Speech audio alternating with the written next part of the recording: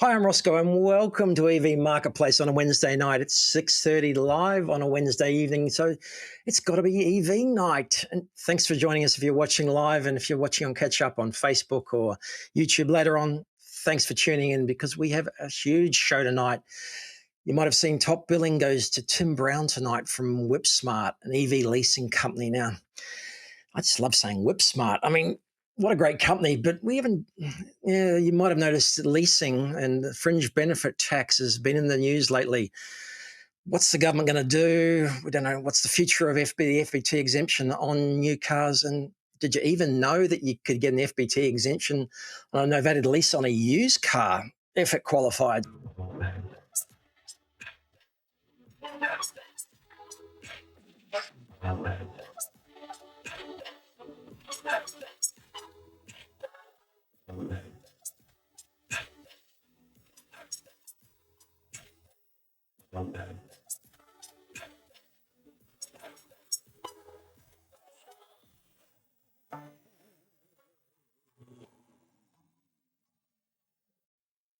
Hey, Tim, welcome to EV Marketplace. Thanks for joining me. Thank you very much for having me. Pleasure to be here. Thanks for the invite. Thank you. I know it looks like we're sponsoring Whipsmart, but I guarantee there's no financial affiliation just yet anyway. But You might have to do an IOU one. let's jump straight into it. We ask everybody the same question. What was your EV aha moment? When did you first realise that EVs were it?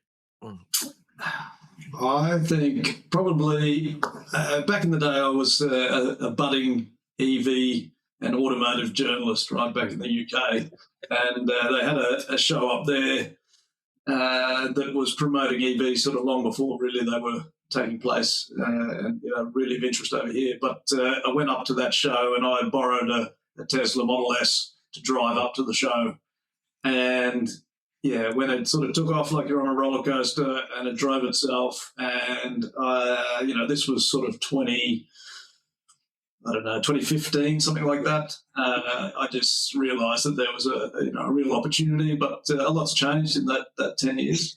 For sure. I think, if anything, it's only gotten better. Exactly. And what are you driving now? I stuck with the Tesla, so I'm currently 2022 Tesla Model Y. Yeah. But I'm getting pretty envious of the full self-drive, so I think it might be one of those in my future. I'm just about, I think ready to upgrade, and I think maybe to sell on the EV marketplace perhaps. But Just got to get the right price, That's the. What was your motivation? Yeah, exactly. I mean, we're all early adopters, so I know you've got to be used to it. You've got to be used to it now. But what was your motivation for building or for starting Whipsmart? Yeah, to be honest, I think when I was originally looking at Whipsmart, I took a look at what was probably the most successful industry at that time, and that was the mobile phone market. Yeah. And I thought, how did they manage to take $1,000, $1,200 piece of kit that no one initially thought they wanted, and somehow convince everyone in the whole world to buy one, and realised it was all about the packaging. Not the physical packaging, but how they sold it. They managed to break down that overall cost, attach it to the mobile network, and then you just pay your $30, $40, $60, $80 a month, and you don't even think about it anymore. So that's sort of where I thought I wanted to try and take the idea of a vehicle purchasing program, get it to be, $100 a week or something along those lines, and make it where it felt like it wasn't too big a burden, but everything was wrapped up in a single price that you didn't have to worry about. But then the FBT exemption came along, and sort of we pivoted just to join the pack. Because there wasn't, it's too big a opportunity, really. I know, and we'll get to that a bit later. Don't worry, we'll get back to that. And tell me a bit about novated leasing and the leasing thing. Let's see a bit, and what is novated leasing? That's, I think, from what I understand, novated leasing is your main business of financing vehicles. You've got the website looks fantastic. It's all set up. FBT, no one would know what that was overseas, but they're mutually exclusive. They're not the same thing, are they? No, so I guess there's similar sort of terminology in every country, right? But it's about if you take some portion of someone's salary away and give them an in-kind benefit. In this case, a car, but it could be any other option. You could be paying for their food, you could be paying for their transport. Otherwise, you could be paying for their accommodation. Yeah. And the tax department sees that as you trying to substitute some of their income for another benefit that they would otherwise be paying for themselves. And therefore they view it that it needs to be taxed as if it was salary. So in Australia, they call it Fringe Benefits Tax, but in other countries, UK, they call it something similar. But in essence, if you get paid something like a gym membership, it might be $50 a month or $50 a week or whatever it is, depending on the city you live in, it can be taxed at the highest tax rate possible, right? So you're getting that free $50 incentive, but then you end up with the fringe benefits tax on top of that you end up having to pay anyway. So that's where this whole salary sacrifice piece has come to sort of the fore. I think for most people, they still expect that it's really for people like in the police force or nurses or, government workers. But since the FBT exemption on EVs has come into place, really opened up the whole market, and people have now realised, actually, you know what, anyone can salary sacrifice. Anyone can have a salary packaging system at their work. It's just a matter of finding the right provider to set it up. So we'll go back again. And so I showed previously the statement from the ministers about the review of the policy, but when did that come in, that originally that specifically a FBT exemption on EVs, right? When did you first hear about it? When did it start? Yeah, so we more or less kicked off, I think, as it started. So 1 July 2022 was sort of our understanding of the rough commencement date, and that's the same now for if you're trying to do a salary package, a novated lease of a used car. It has to be newer than July 1, 2022, or what we work on is sort of first registered after July 1, 2022. Okay. And so from then on, I mean, we didn't ramp up for a little while after that. We just sort of waited for the market a little bit, and we had a little tiny bit of a false start, but in the end, at that point, the cars there was a huge delay in vehicle delivery. It was actually quite fortuitous that we sort of paced ourselves a little bit and waited until the cars were, coming in within a sort of 3-month window for delivery, and we were able to, get paid, because we make our money on when a car settles, and the car only settles a couple of weeks before it's picked up. So if we're sitting there waiting for a delivery for 3 months, it doesn't really help us. And again, breaking down the terminology, novated leasing, again, there's all sorts of leasing and there's different types of financing, but how do you describe novated leasing? Yeah, it's a good question, because I think it's pretty obscure and it's pretty unusual piece of terminology. I think for the most part, pre the FBT exemption, so the Fringe Benefits Tax exemption, I think novated leasing had a bit of a dirty name across the market, really. Yeah. There's some questionable, benefits for some people. It certainly, even without the FBT exemption, can benefit people, but you are locked in for a longer time. The breaks are more difficult. But in terms of what novated actually means, it basically means passing responsibility from one to another. So what it means is you novate the responsibility for paying for the car to the employer for the period that you're employed. So you novate that responsibility to pay the debt, to pay the finance on the car, to pay the bill, essentially, for the ownership of that car for the period that you're employed. It's a very clinical name. Yeah, it's a very technical sounding clinical name, I know, for something. And of course, it grew up in Australia. I think Oryx was the inventor from back in the day, and they're still very strong in the market for operating leases and novated. But they managed to come up with the concept and got it through in terms of legislative appeal. So the key to that still is you don't know, as the driver, you don't own the car. The company you work for owns the car. Is that my understanding? Well, no, technically, actually, the finance company owns the car. A novated lease is more actually like a rental, Yeah, as far as the legislation goes. You're yeah, renting that vehicle, but then you've got the options at the end for how you want to dispose of it, whether you want to re-lease it. So if you yeah, re-lease it, you're essentially just extending your lease, yeah, bringing your residual down. And I think residual is another one that we could probably dig into to explain how that works yeah, and how yeah, it's calculated.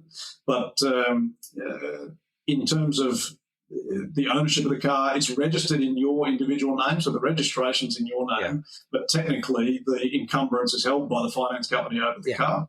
But it's in your name. It's not in the company's name. It's an important distinction Okay. to realise the company Mm. doesn't have any responsibility. If you leave that business, the lease goes with you. It's a Still, risk-free opportunity for the business. And that's the most common question we have from the employers, particularly yeah, ones that have never done it before. They just want to know that they're not on the hook for it, and yeah. they're not. So the owner, or the person whose name is on the the registration papers is responsible. So, and Yeah, yeah. do they often include other things in packaging in that type of lease, like insurance or any other costs, or that's a different type of lease? Mm. Yeah, I mean, that's sort of where it matches to what we were originally aiming to do with some sort of Mm. all encompassing car package. Yeah. It does, you can bundle in anything that's attached to the car.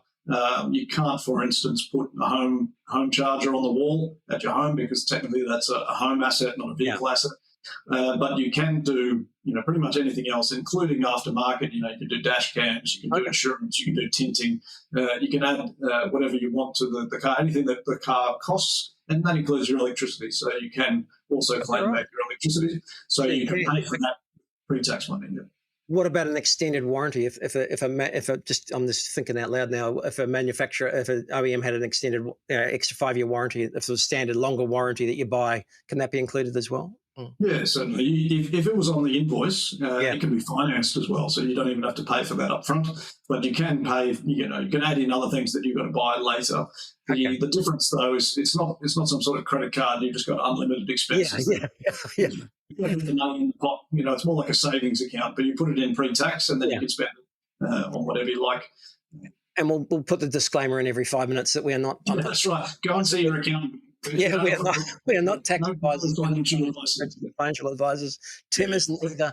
So see your accountant, see your employer, see everybody before you proceed any further. And because yes, like everything, there's a lot of detail and there's a lot of information that you need to load yourself up with before you get involved.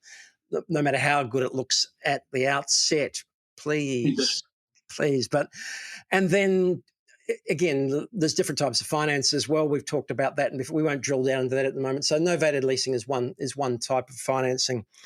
So I guess the big question again, when we're going to get to the FBT exemption, is what happens when it's time to sell the car. Yeah. So the end of your lease, right? So the lease run. I guess the question is when the lease runs out. Yeah. Yeah, so I guess there's a couple of points there, right? One is around what if you decide you want to terminate your lease early? And our general rule of thumb is if you're not convinced that you want to have that car for that length of lease, then you should shorten the lease. If you're not certain about that, you'd be better off. I guess you've got to take into account the FBT exemption and how long you're going to hold that for. But if the FBT exemption wasn't in place, you'd be better off to take a short lease and then release the residual. Right? You can always sort of extend. It's less beneficial if you try to cut it off halfway. And you definitely don't want to be taking a 5-year lease and then terminating it a month in. No. That's not going to end up beneficial for you. The other thing that's, because of the structure of it, the finance payments have GST on them. Yeah, so that's great if the company's paying for them. But if you end up being unemployed, you're going to have the finance payments with the GST on top that you're paying for, right? So it definitely does need to be paid for by a company, not by an individual. So you do want to have a secure job, or at least know that you're highly employable. Because you can always transfer it, right? If you finish up at one role, you can transfer it to another. That's we do that frequently. What you don't necessarily want to do is take on a lease when you know you're about to exit a company with no plan. That would be a silly idea. Yeah, and then most leases are often 3 years or something like that. Yeah. Yeah, it's interesting. I think the vast majority of ours are now 5, really. Okay. But you can take a lease anything from 12 to 60 Yeah. months. So you can take a 13-month lease, you can take a 25-month lease, and You there can are structure it. yeah, you can structure whichever. And some of the more savvy people do definitely take shorter leases, and they might buy a pre-owned car that's already had some Yeah. depreciation, and then the biggest residual drop is that first year. Yeah. So Exactly. you see Exactly. people. And staying on residual, and we'll come back to what we're talking about. And by the way, although that quote spits out a lot of standard information, there's a lot of flexibility based on what Tim and I were talking about previously. And just on that comment, they do have a lot of flexibility about what and they can do in terms of different terms and for different vehicles and different people. But yeah, often there's often a payment that's due, a lump sum at the end. But then, yeah, the options to sell at the end, it's the responsibility of the owner on the registration papers to sell at the end of the lease. Is that my understanding? Yeah, I mean, there's a bit of a mixed set of options depending on the provider, but Yeah. we generally stipulate that you've got three main options, right? You can either release the residual. So the residual, if you're getting a new car and it has GST, or you're getting a car from a dealer, it's got GST on it, and you don't pay the GST on that when you initially lease the vehicle. The finance company is going to pay the GST and claim it back. Yeah. But if there was GST on the vehicle, when the residual comes in, the residual's got GST on it. Okay. So if you release that residual, and we'll go through the sort of number of years and how the residual is calculated, but if you release that residual, you don't pay the GST on that residual again. So you're getting a GST free for the release. So you can either release it, which is a good idea, generally speaking. You can sell the vehicle, and if you sell it for more than the residual value, then you keep the difference. Okay. Or you buy the vehicle, and you just buy it out from the finance company. Alternatively, we can assist to offload the vehicle, but we've got to play in the market space to see what happens. There are some opportunities and some providers that do sort of guaranteed buyback and that sort of thing, but you're not really seeing that in the EV space at the moment, just because of the unpredictable nature of the aftermarket. Yeah.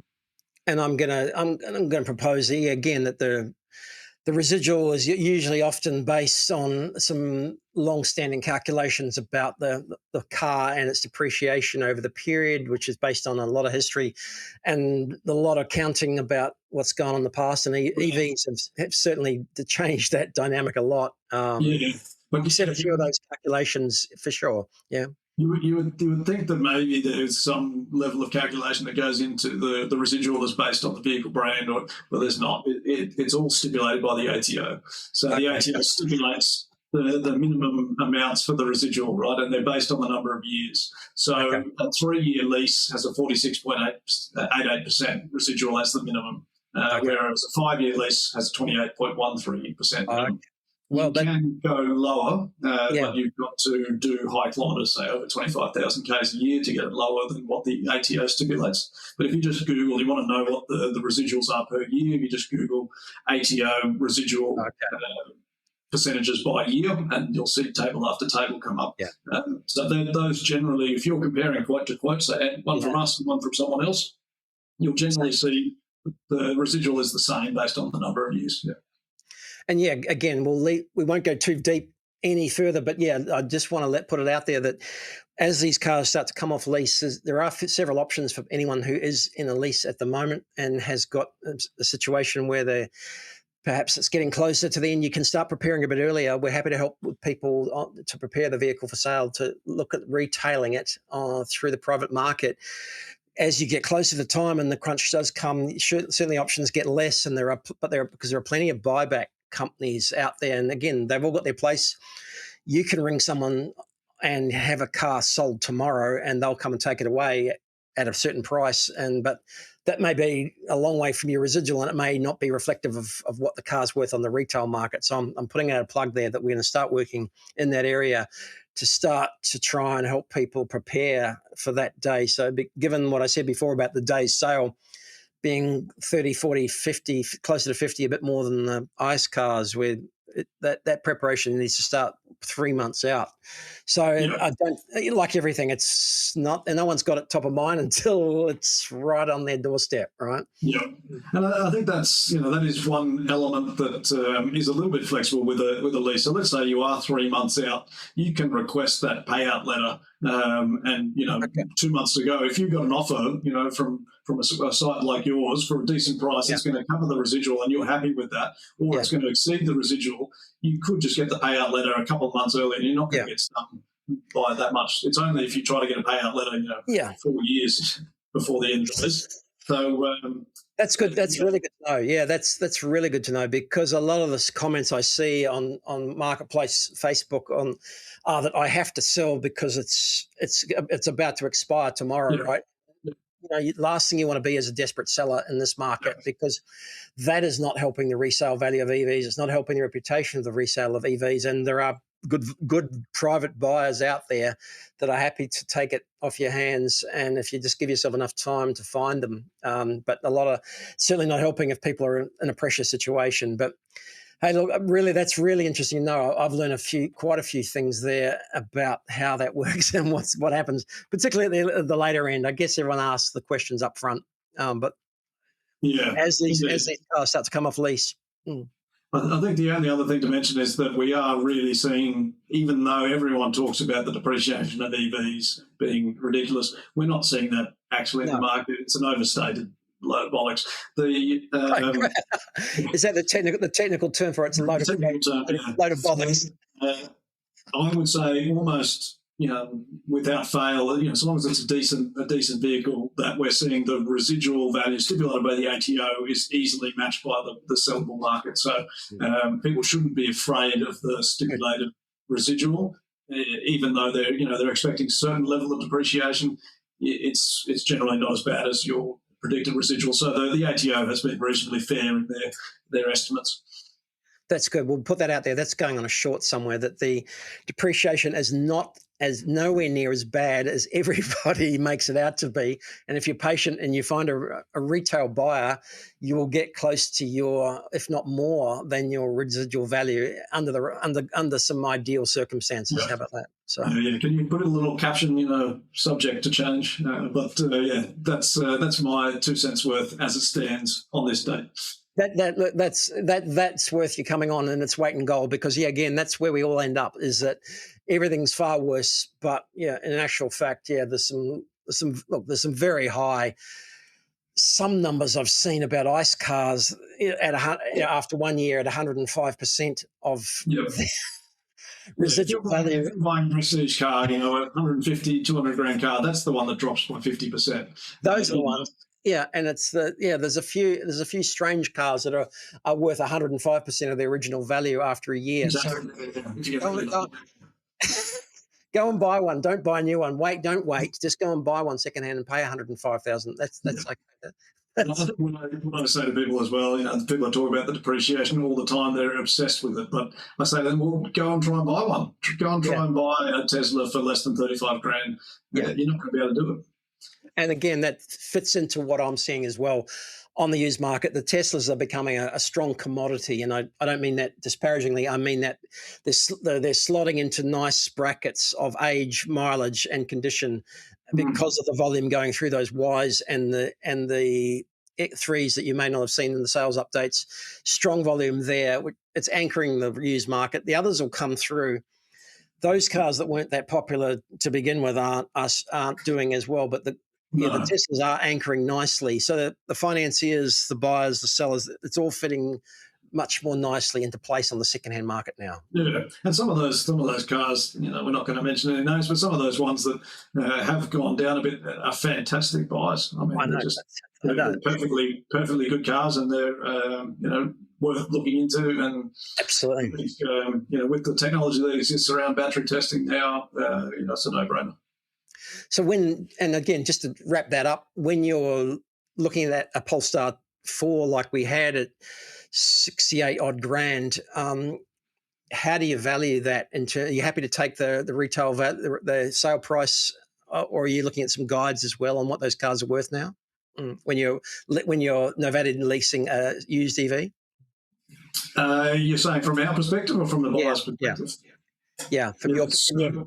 We can lease within reason whatever the buyer is willing to pay for a vehicle, right? So it's market led, but the finance companies have a margin, so they will only accept it so long as it fits within their margin, because in the end it's their vehicle, and so they don't want to have, they're not going to let you, have negative equity on a car that is not what you've tried to finance it for. So they have, a margin of error, and it's reasonably.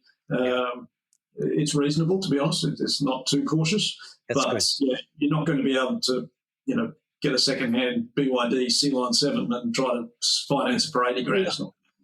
No, and it sounds like you actually care about your clients, Tim. You actually care that they can afford what they're buying and that they're going to be okay as well, which is fantastic. So, well, probably I didn't mention. I mean, that's the. I did take a lease some time ago, and I feel like I got stung, and that was part of the reason for getting into the game as well. Not fully understanding what I was trying to get into, not understanding necessarily the absolute difference between your pre-tax deduction and your tax saving, your reduction in take-home pay, the net effect. So we do spend quite a lot of time trying to make sure that everyone understands the numbers and the quotes, but also we're one of the few that pride ourselves on being fully transparent. So we list the effective interest rate. We list our brokerage. We take the sort of guide from the finance industry, even though no major doesn't fit within those regulations. We try to be as clear as possible about what's in it for us, and how we get paid. The only difference is, and the only confusion sometimes, is that people see our brokerage listed and then they say, "Hey, those other guys, they don't have brokerage. What's that?" Yeah, they've all got brokerage. They do. They just don't tell you what it is. And sometimes it's twice ours. There's always brokerage in there. Yeah.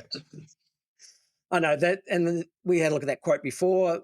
Go online, have a look, try it, just play around, try it, find something, try it, give it a try, whether it's new or used. And full disclosure on everything, much appreciated in this day and age. But of course, the golden question at the moment with the FBT review, are you thinking, what's your vibe about what's going to happen there? Yeah, look, I'm sure, I think we've spoken previously, I'm sure there are a group of people that know already what's going to happen, but the vast majority of the market doesn't, and potentially it's still up in the air. Yeah.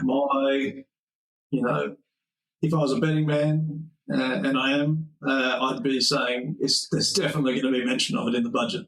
There's been too much media coverage for it to be ignored and skipped over. We would be thrilled, absolutely thrilled, if someone was to come along and say, you know what, we've thought about it. We actually realise we're making a mountain out of a molehill here, and we're going to continue it because the market needs it, and we still have less than 10% adoption of EVs. Yeah. And, whatever incentive hasn't actually been anywhere near as strong as in terms of the end result, then that would be what we would like to see. But I think it's definitely going to get a mention. Then if the termination notice does get given, it's a question of when that's going to be. And, the two dates that I have in my mind is it could be 1st of July this year, and to be frank, that would be a bit of a nightmare, and hopefully it's considered too soon. I think the more reasonable would be the end of the FBT year, which ends 31st of March next year. So the FBT year actually runs 1st April to 31st of March. I was going to say, hold that thought. So yes, I didn't know that. So the financial year in Australia is the 1st of July till the 30th of June, but the Fringe Benefit Reporting Tax period is different, is it? Yeah, well, I guess it's got to give the company time to calculate what they've given to their employer and then work out how much they owe the tax department. So they need that extra 3 months to work it out. It is a bit of a bizarre one, but I guess the larger the company, the more complex those benefits become. And I think the accountants probably realise that if they needed to do all their submissions on the same date, that they'd be running into strife. Shout out to my brother-in-law who's a tax accountant. But anyway, no names have been mentioned. Not the ABC. Feel free to drop it before we bury ourselves. Various people put submissions in about this. So we saw that video. Other groups have AEVA put submissions in. can they? What are the likely scenarios? If they can they just stop it on what? How do you think that might affect existing contracts? Yeah. Yeah, look, I'm sure they are weighing it up. I think the major annoyance from my side is, they're talking about the cost. Yeah. And I think there's two important factors in there. People are using novated leases right now because of the FBT exemption, because it's nice and simple, but a huge portion of people will just work out a way to claim business use on their car, and the net effect will be almost exactly the same. So, there's a really good reason why you see so many Hilux and Rangers driving around. It's because all the tradies claim 100% business use on those vehicles, and then they take them over to the islands and drive around in the sand, and, no one ever sort of sticks their head up, gets audited on it. But, they've got essentially an FBT exempt vehicle. So, we're not talking about the Pacific Islands. We're talking about Stradbroke Island. That's a Queensland reference. But that is, almost, it seems like an accepted norm that those guys are claiming what I can only assume is a higher percentage of business use than is really realistically actually happening, right? So.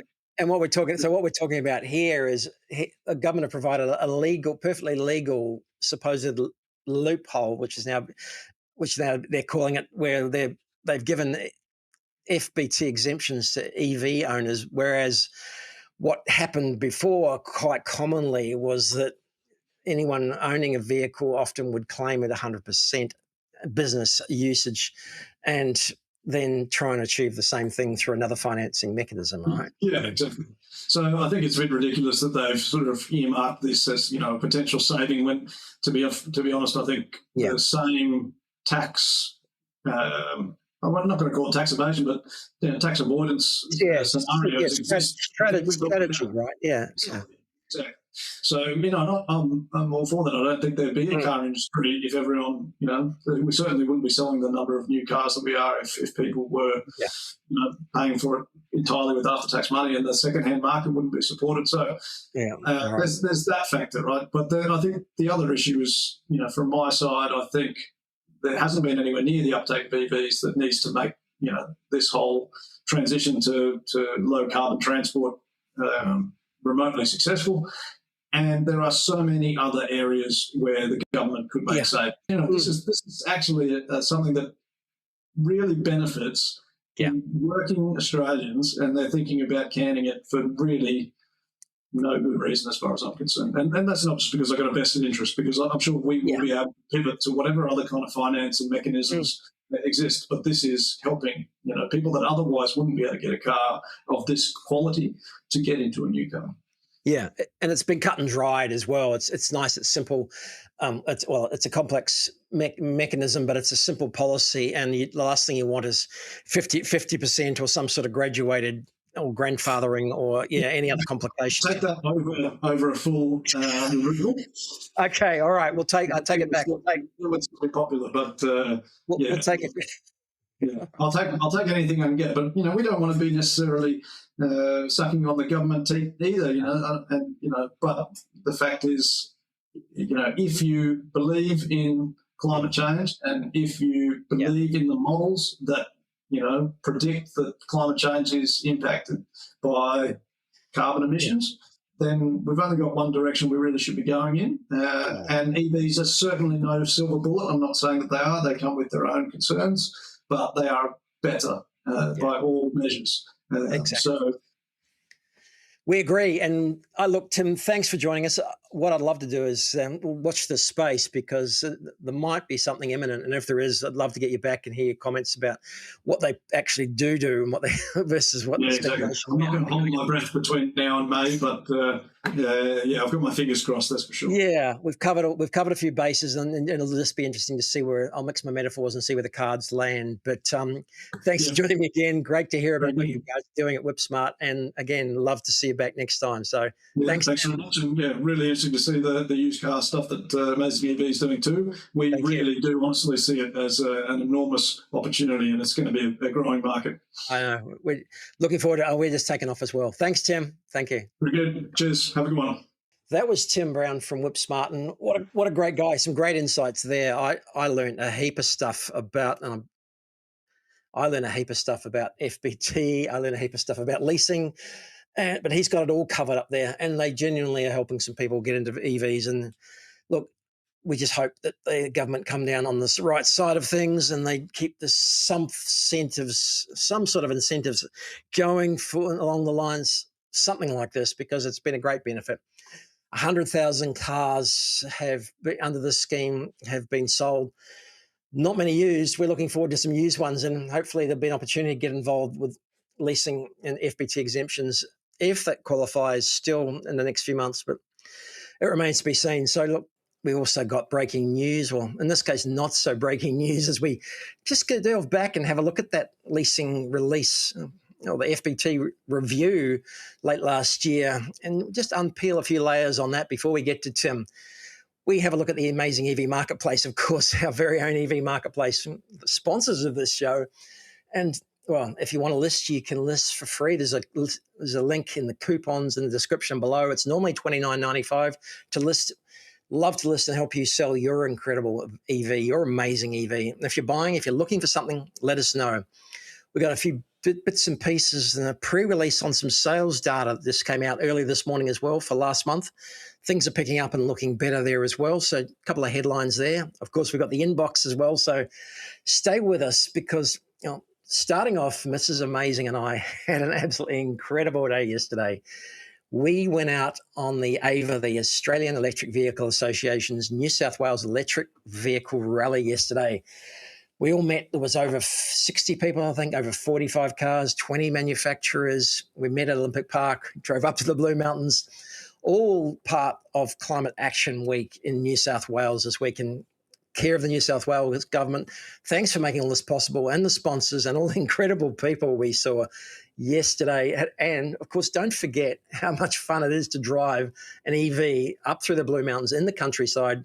We had 4 seasons in a day. It was a beautiful day. Everyone had a great time, great drive, terrific place, great lunch. Chatted to some people yesterday who were there, put this package together. Take a look at this because we had a bit of fun as well.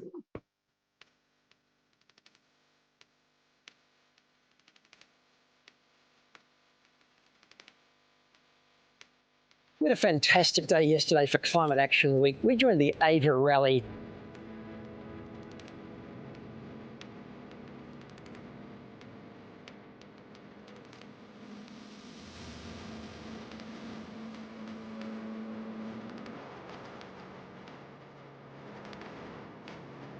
From Sydney up the Blue Mountains, we joined 44 cars, 20 brands represented.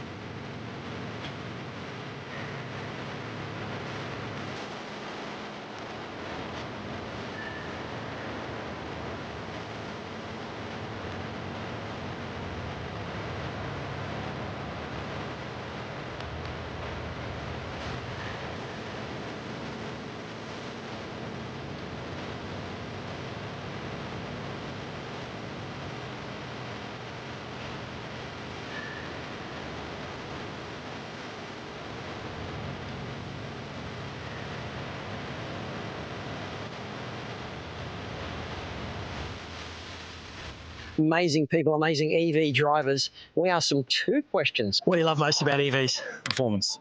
Yeah, believe it or not, I was car nut for many, many years. I've had many fast cars, and then I got my first EV, and it's just something else. Yeah. What do I love about them? If I was to put a bit of a holistic view on it and a bit of a common people view, they're cheaper, better, and they're battery electric. EV for 6.5 years now, and I love my Nissan Leaf. First got my car, I have to say I enjoyed driving past petrol stations, and I thought it would fade. It hasn't. What do I not love about EVs? Charge while you sleep, regen braking, all the technology. Don't have to go to the fuel station and get your hands dirty. The list is endless. What I've realized now, I do long distance driving, and the fact that it's not noisy, that you don't get fumes in the cabin. The kids, I've got two young kids, they love it because the technology, it's just all around cheaper to run, low maintenance, and much enjoyable to drive. What do you love about EVs? Well, everything in a nutshell. I like the fact that they're clean, I like the fact that they're cheap, and I like the fact that they're efficient. And we are not polluting this beautiful environment that you can see out here. Would you ever go back to petrol? I would not. No, No way. not happening. I definitely wouldn't. And not anytime soon either. Definitely not. Never. I've been driving EV for 6.5 years now, and I love my Nissan Leaf. Absolutely not. So yeah, been driving EV for 5 years now. Absolutely love it. No going back. No. No. And to be fair, we still have a petrol car. Yeah. Never. You said something to me with more force before, but it's a definite no. It's a definite no.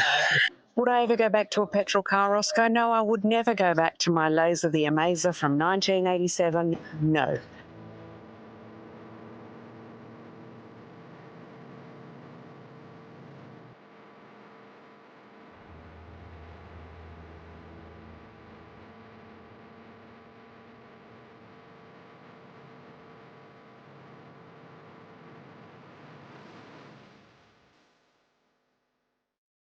What a magnificent day we had yesterday. We had 4 seasons in one day, up to the Blue Mountains, up for lunch, further into the Blue Mountains, back around Bellsliner Road. If you know the area, great trip back to, and just thanks to everybody at AEVA, the Australian Electric Vehicle Association in New South Wales, for organising that.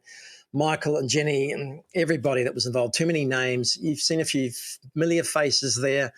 What was great to see was that there was tremendous participation from the OEMs and from some dealers around Sydney. There were so many cars. I think there were close to 44 or 45 cars there on the day, plus a couple of mopeds from the electric mopeds from the Fonz group. Over 20 brands were represented. I know that's just getting started, but some fantastic cars. If you wanted to see some cars out there, join us next time, because you could see just about everything on the road. It's incredible cars. And of course, the most amazing thing about it all was the camaraderie and the people that were involved, and just sharing. And don't forget the pure love of driving an electric vehicle. We're in convoys. There's more media coming out on it. We had a magnificent lunch in a beautiful part of New South Wales and a great drive. So for me, that's what it's all about. There's performance figures, there's specifications, there's cars and wheels and electric motors.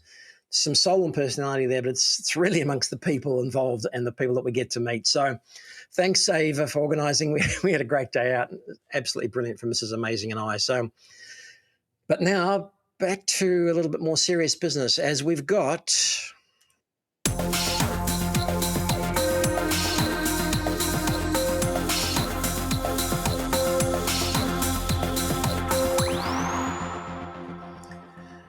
So we dug back into the news annals back to 12th of December 2025 because, well, we invited Tim to come on the show and we were having a few chats about what he was doing, and I wasn't aware, really.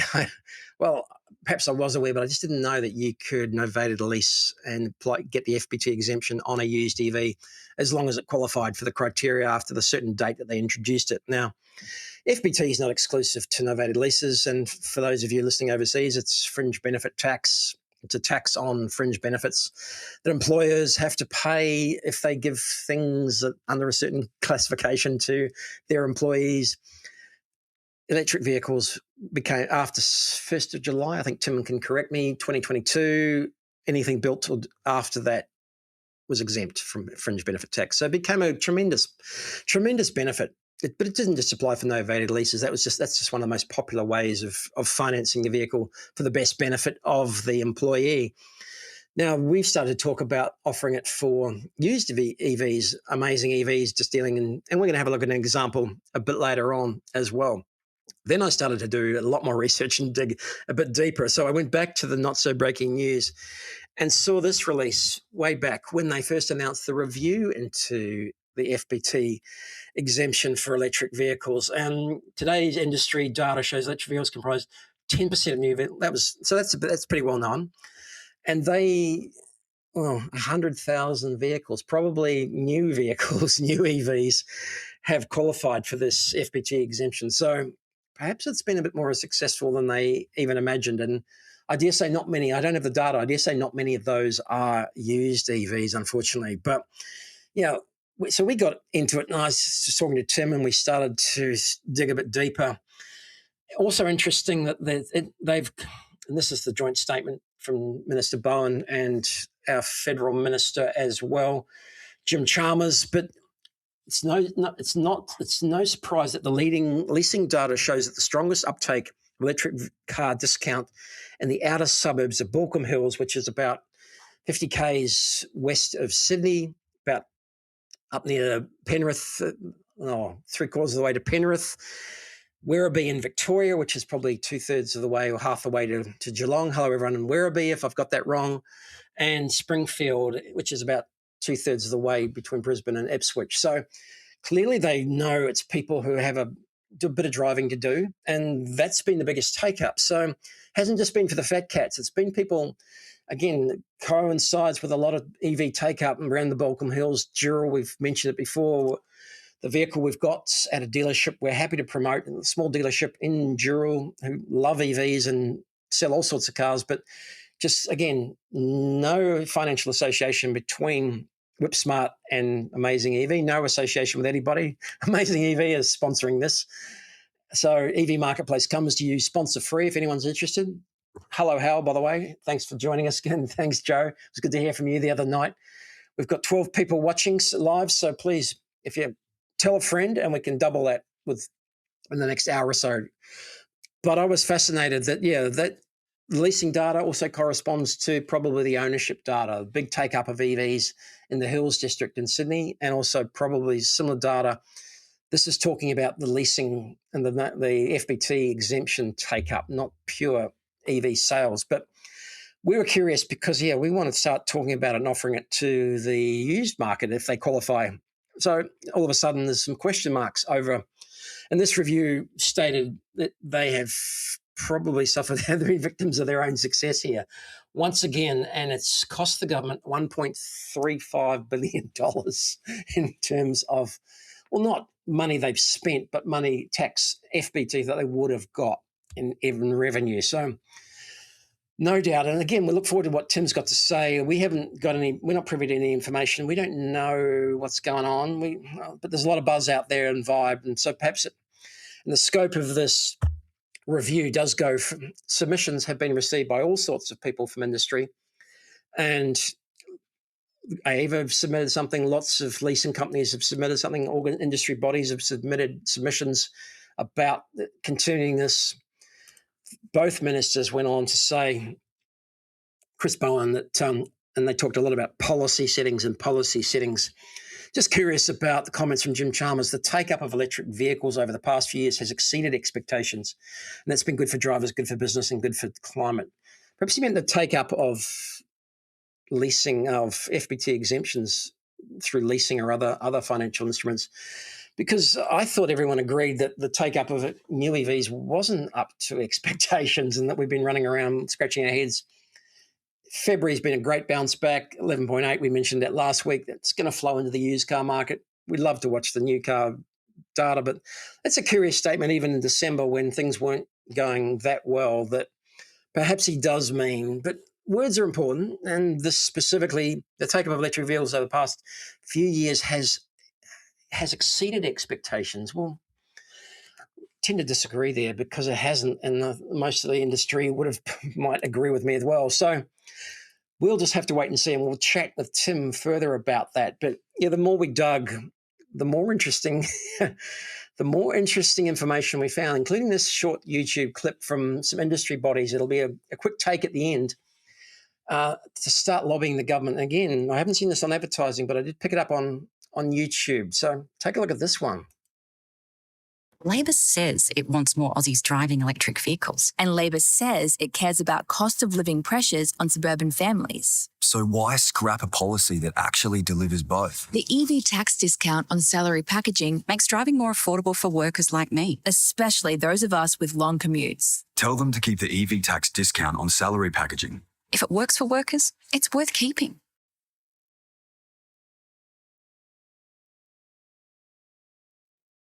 Authorised R. Martin, National Automotive Leasing and Salary Packaging Association, Melbourne.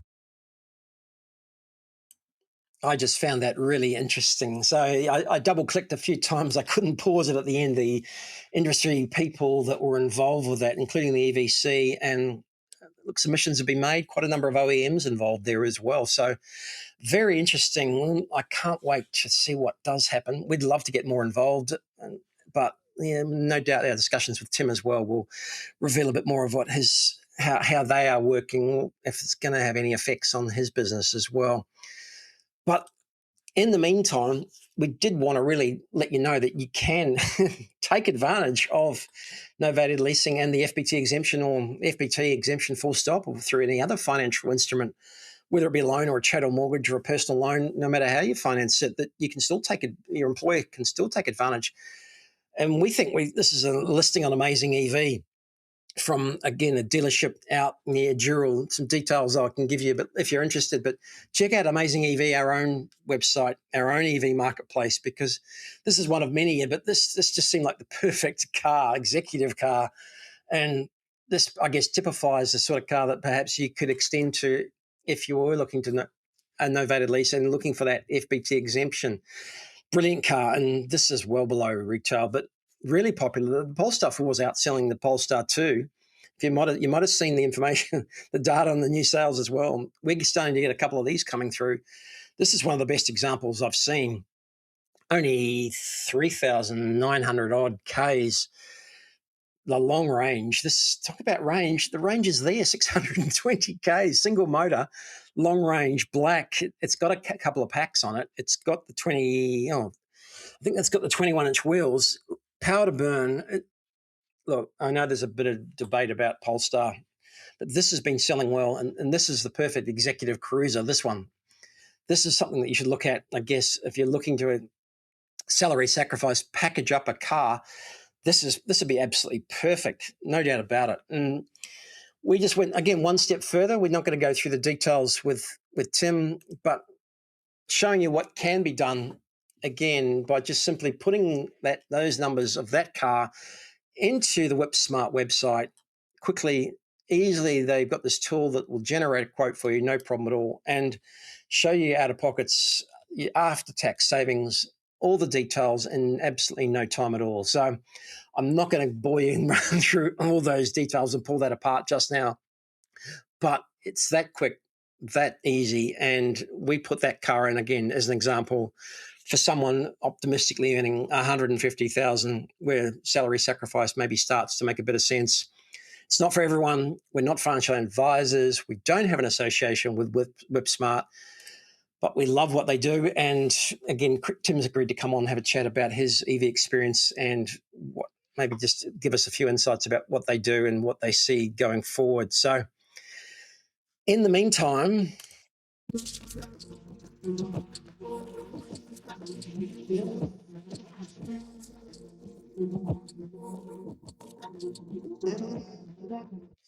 this is just a quick snapshot. And again, you've started to see some of this data. If you're new to the channel, you're new to the show, we get some data from AutoGrab, who prepare a monthly update, and then at the end of the year, an annual update for the Australian Automobile Dealers Association. That's the peak body that looks after all the used car dealers, 4,000 of them roughly, give or take, across Australia.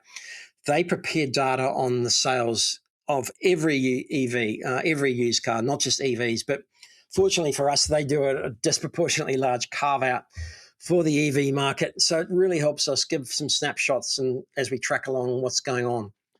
I've said it before, it's 1.5% of the overall market. It's tiny at the moment, but it's growing strongly. And the more new cars sell, the more used cars.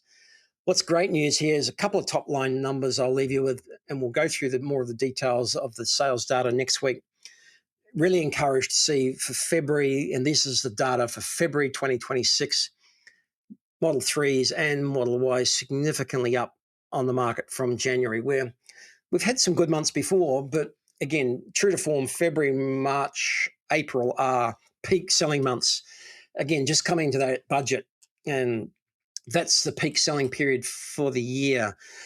After budget slows down a bit, picks up again, but this is what we expect for February, March, and April in the macro theme. Again, it's picked up, starting to pick up quite nicely. What I'm surprised about still is the number of dealer sales, and this is just EVs we're looking at here, 3,176 for the month, and that puts us on track for well over 35,000 for the year, 36,000. Expect that to increase, of course, but I'm still surprised by the number of private versus dealer. Normally that number is 50-50, so still a bit surprising there. I'm not going to dig down a bit more deeply. The Kia EV5s, I think there's a few demos being registered, and in the fine print, they've changed the way their methodology as well, which I'll start to explain in a bit more detail without getting in too deep into it. They're picking up demos now, and they are looking at cars up to 15 years old, previously only 10. So they are expanding their range and scope. And just as a reminder, they get their data by scraping legally with endorsements right across all the marketplaces across Australia without double counting. They get the data, they see what's for sale, how long it's been listed for, and then they take it as sold. So it's not accurate. It's not 100% accurate. It's not totally reliable, but its methodology is being consistent. So we follow it. We like to keep track of it because the last number I want to look at is that day's sale. I didn't put a heading on that one, but least days sale for February has dropped back down to 54 days. That's the average number of days it's going to take to sell a used EV. Spiked up in January and on a trend that looked like it was going to carry on, but fortunately it's come back down again. That means the average number of days it's going to take to sell an EV. And way back in September last year, it was about on par with petrol cars. It's still about 10 days longer than the average petrol car.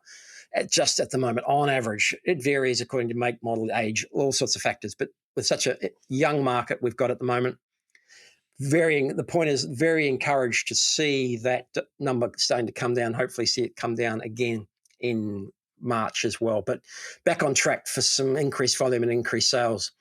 Probably expect to see that number again in terms of private and dealers start to balance up as we get normalised as well. Again, in this environment, with what's happening overseas, we're not smug. You never know. There might just be a rush on used EVs next month. I don't know, but it's possible. We haven't seen anything to indicate that just yet, but you never know. So, in the meantime, my favourite time of the week, the EV inbox.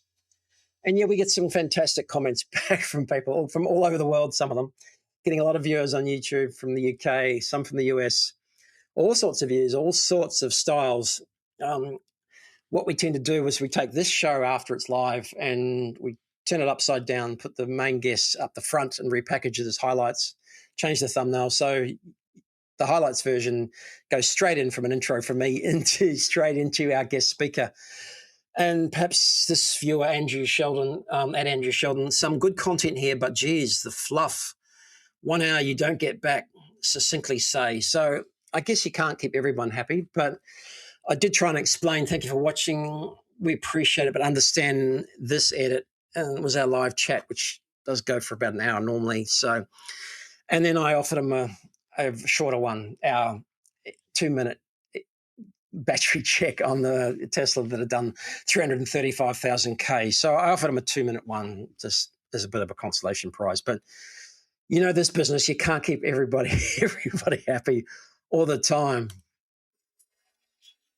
But I was very encouraged by this one, and I took it as a compliment that, again, I don't know Mr. Ben Hayes, but been a while since I've seen your content, Rosco. Yeah, we had a bit of a quiet time last year while we were rebuilding again, but been a while. Very interesting. Thanks for sharing. And that was last week's live show, this comment, now subbed. So we appreciate your subs please. The numbers and the viewers watching is good, but we're up to 13 tonight. But yeah, look, subs are important because YouTube counts.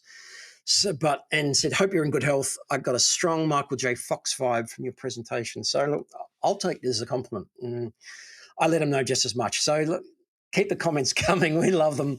Appreciate it. And having said that, I just better spend more time on the messages because at least we can start to respond and say hello to everyone. So there's 14 of you watching now. Drop us a comment. This is amazing. Let you know straight away what's going on if I don't get to it. But thanks for watching, guys. Thanks for joining us, guys. Thanks to everyone who tuned in tonight. Hal, good to see you again. Joseph, thanks very much. Really fascinating learning about that and everything else we covered tonight. And again, we're still recovering from the AEVA rally. We'll go out tonight and just take you cruising on the EV marketplace. And amazing EV. If you want to list, it's free.